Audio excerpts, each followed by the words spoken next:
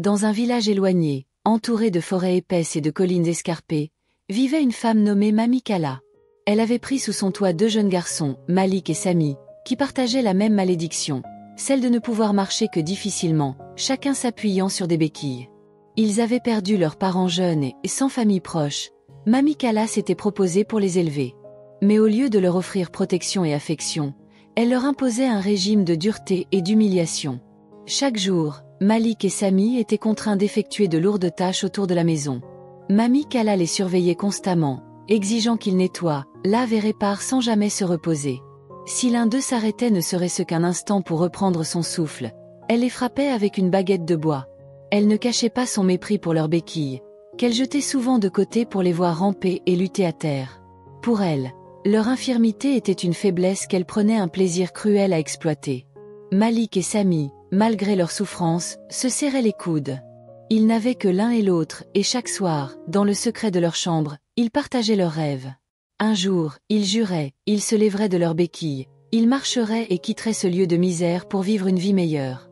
C'était là leur plus grand espoir, un serment silencieux gravé dans leurs âmes fatiguées. Les années passèrent, et un matin, après une nuit de tempête, Sami se leva de son lit. Les premiers rayons du soleil traversaient la pièce.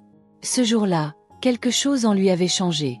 Il prit une profonde inspiration et, pour la première fois, tenta de se redresser sans ses béquilles. Ses jambes, tremblantes, faillirent céder, mais Malik, le cœur battant d'espoir, le soutint.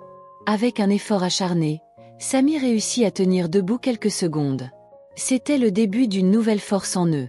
Jour après jour, ils s'entraînèrent en secret, luttant contre la douleur et les doutes.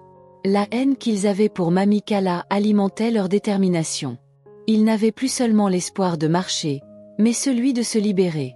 Et après des mois de persévérance, Malik et Sami parvinrent enfin à se tenir droit et à marcher, ensemble, côte à côte. Ils avaient retrouvé leur force. Ils décidèrent de quitter Mamie Kala et, au fil des années, construisirent une vie prospère et respectable. Grâce à leur courage et leur persévérance, ils devinrent des hommes d'affaires reconnus, créant un commerce florissant. Leur succès fit parler d'eux dans tout le village et même au-delà. Un jour, alors qu'ils discutaient du passé et de tout ce qu'ils avaient enduré, ils eurent une idée. Ils décidèrent de retourner chez Mamie Kala, non pas pour se venger par la violence, mais pour lui faire goûter un peu de ce qu'ils avaient vécu. Quand ils arrivèrent devant sa maison, ils trouvèrent une vieille femme, voûtée et frêle.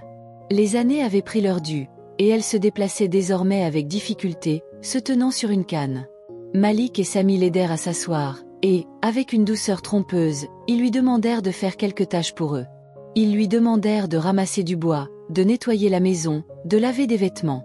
Elle peinait, trébuchait, et chaque tâche lui semblait un supplice.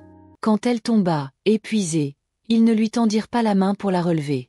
Elle les supplia, mais ils restèrent là, silencieux, la regardant avec des regards où se mélangeaient l'amertume et la tristesse.